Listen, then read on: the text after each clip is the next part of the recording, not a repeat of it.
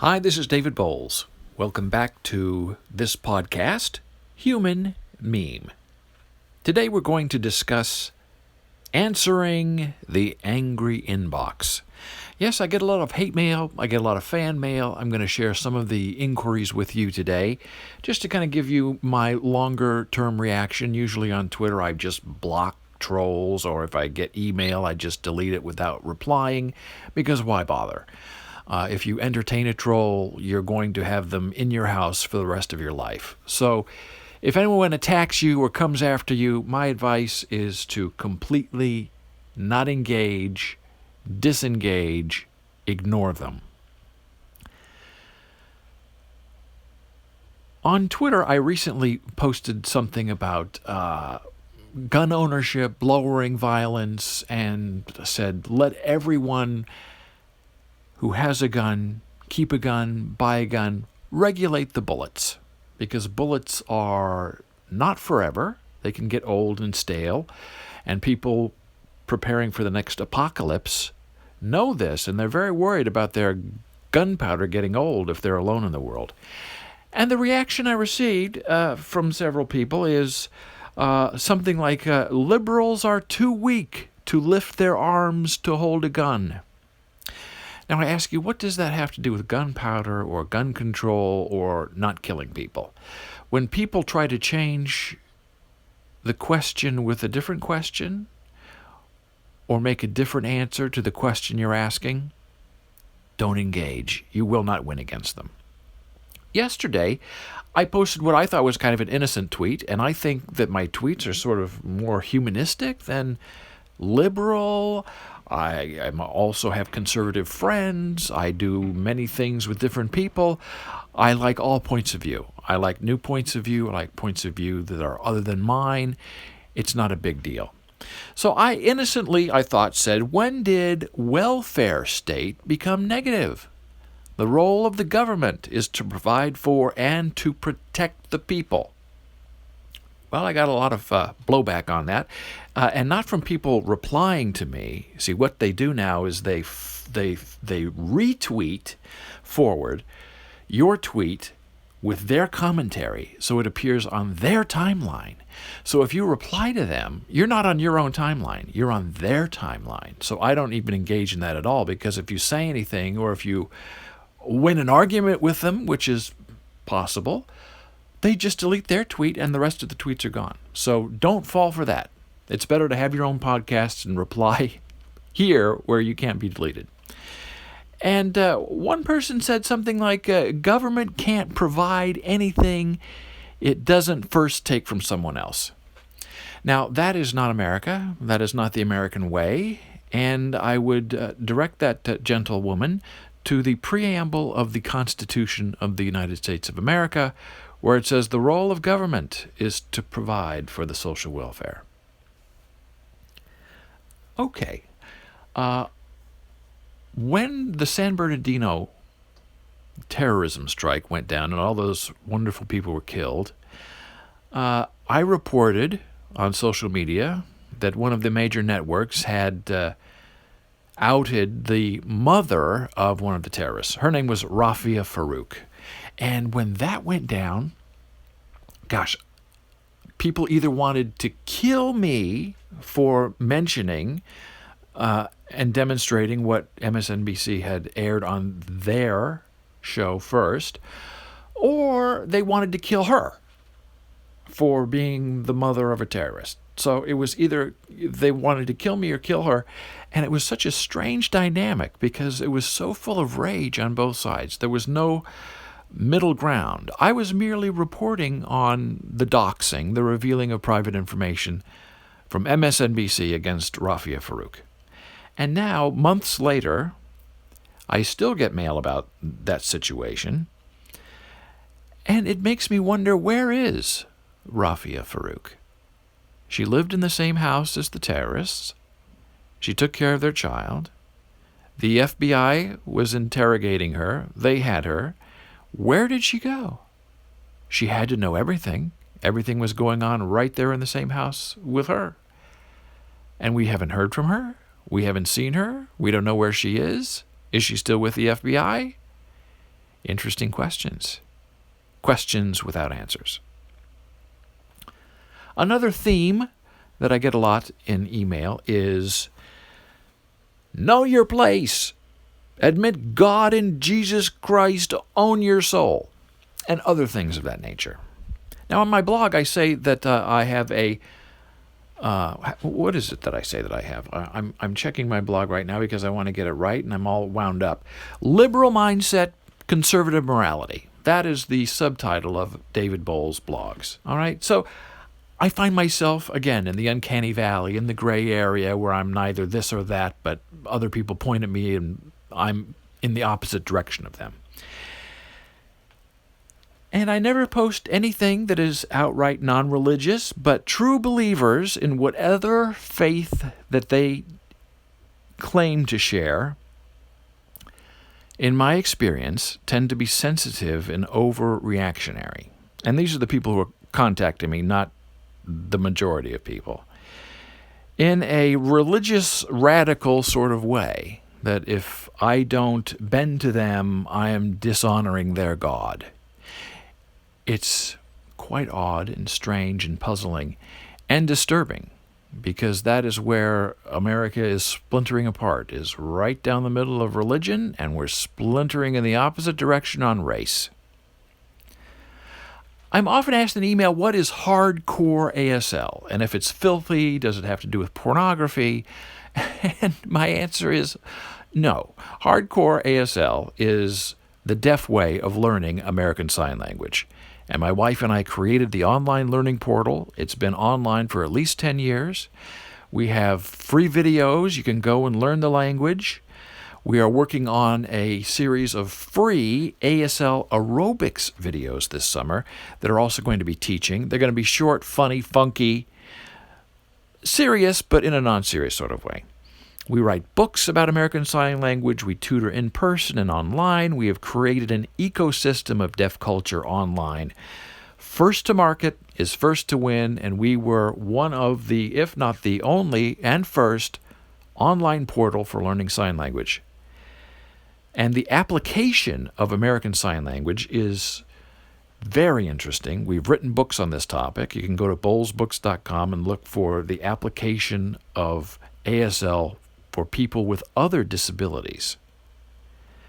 And if you're interested in hardcore ASL, you can go to hardcoreasl.com and look around. A lot of free stuff. My latest book is Mother Narcissus. And I get a lot of questions about meaning and what's going on and who are you and what do you think you're doing. And I'm asked if it's a direct reflection of my life. And my answer is yes and no. It is what I call autobiographical fiction, which protects the living. And some experiences are too terrible to be retold in real time, even if it's autobiographical fiction. So be wary of that as you're moving through life and wondering why people do things they do. Try to accept people for who they are and what they say. Don't try to look for secondary meaning. I'm not a good guesser of the intent of other people. Asking someone to be direct with you is more difficult for them at times than it is for the receiver. My philosophy with my coworkers and my collaborators and even my students is, when you're dealing with me, please be cruel and blunt, because it saves time. Another question I get a lot is, who is this Wendy Heil that you talk about online and social media? You've written about her in bowlesblogs.com, and I will be happy to share her with you now.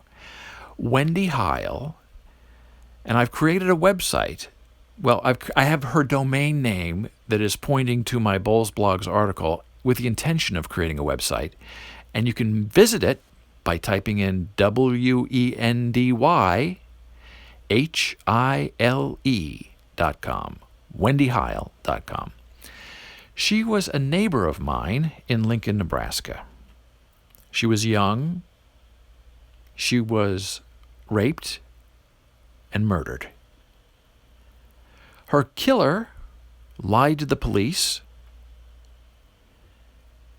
Her killer did some time, and upon his release, he lived a regular life. Got a cushy job working at a university. His life lives. Wendy Heil's life was snuffed out. What do we value in America? Now, if this rape and murder had happened today, her killer would not see the light of day. It would be too much of an outrage. But in the Midwest, in the early 70s, these kind of things never happened. We aren't killers here. So there's a tremendous want to cover up and forget and move on. And that's what happened in the story of Wendy Heil. Her life has been pressed into a trash can, while her killer is free, married, children. Now, taking a larger picture away from Wendy Heil, speaking generally here, what type of woman would marry a man who raped and murdered a young woman, even though he was around her same age? Is a reformation, a resurrection really possible with that sort of personality, that type of DNA in a man? Wouldn't you be concerned that the want to murder and kill might be transferred to your children in some way? What is the attraction to a man who kills and rapes a woman? If you know the answer, I'd love to hear from you. Please get in touch. You can email me at david@bowles.com. Another question I get is about bleeding. Everything you write is bleeding. What's the problem? Why blood? Now, I have answered this in a previous podcast called Understanding Aristotle's Poetics. I urge you to go listen there. But the idea is always interesting to me, and it has to do with the irrevocable. There is no going back. Blood is often a final moment in a lifetime, and it is definitely the beginning of a life.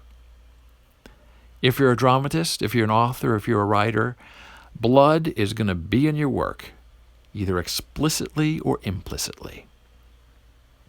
Another question. Your writing is angry, and you shout a lot. Now, all of that is probably true. Now, I don't think that I'm angry. I think I'm passionate, but oftentimes, I admit, my passion can be mistook as anger. And I'm grateful when people say, "Are you angry with me?" And I say, no, sorry. Going back, passionate, this is what I care about, it's important to me, and I tend to raise my voice when I get excited. So I'm not yelling at you, I'm not shouting at anybody. Passion is misunderstood and undervalued. Yelling can be a part of getting your point across in the din when you cannot whisper to be heard.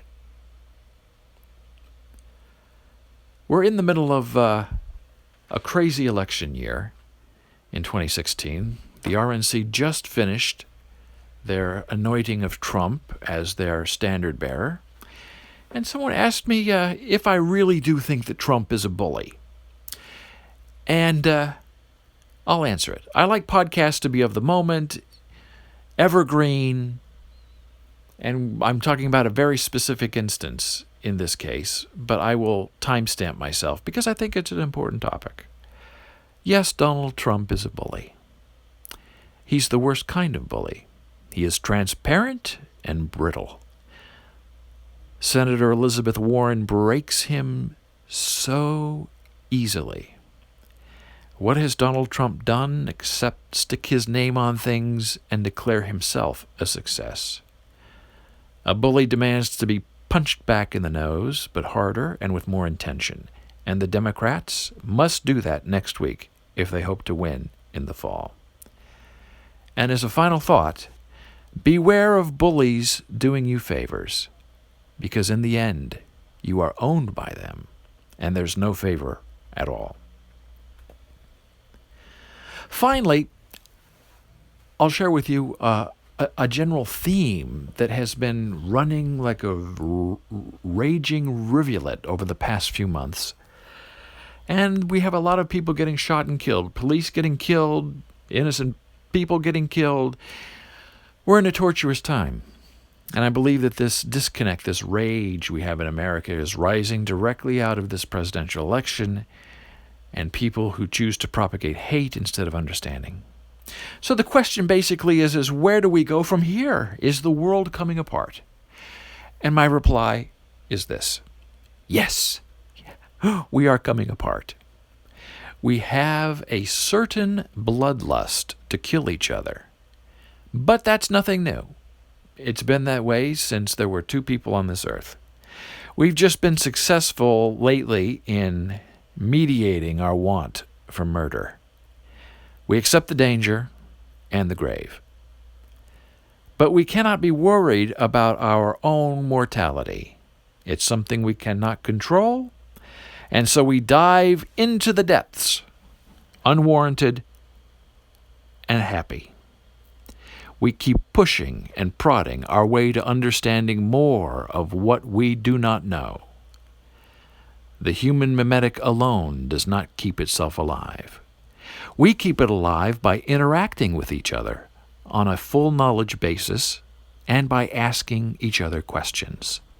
You must know what you do not know. Do not let others define you. Divine yourself. Thank you for listening. Be a human meme.